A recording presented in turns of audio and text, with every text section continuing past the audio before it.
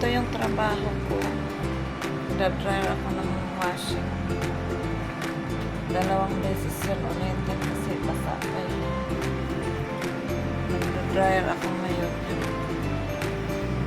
Wala nang laman yung ano ko, washing. Walang laman. Kasi pag ganitong araw, walang ano, konti lang customer. Ito naman, lamisa ng kainan namin. Kasi ito yung tupian namin. Mas okay pa to. Ano na lang, laundry. Kasi next month, magbukas na rin sila ng ano restaurant. Baka doon na naman ako. Baka i-assign naman nila ako doon. Magbubukas sila. Kaya doon ako magpa-assign ako doon. Tulong-tulong. Pag Webes kasi ako lang mag-isa dito. Walang supervisor. Kahapon kasama ko. 2 araw lang ako pasok. Dati 4. Yung summertime. Ngayon kasi winter. Kaya wala ganong customer. Mahina ang business.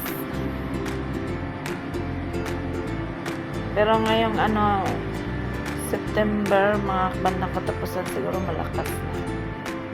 Tapos October, magbukas na ng restaurant. Tutulong-tulong naman ako doon. Mas okay yun. Kasi may experience ako sa restaurant. Dito naman marunong na rin ako sa dryer tsaka sa washing.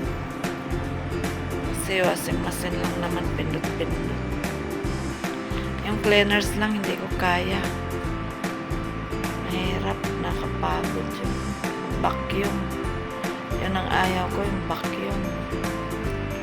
Ay, naranasan ko 5 araw. Surrender ako.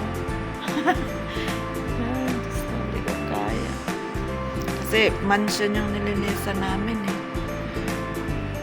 Minsan sa isang araw, 3 mansion. Nakapagod Ay, Diyos ko, 5 araw lang, surrender na ako.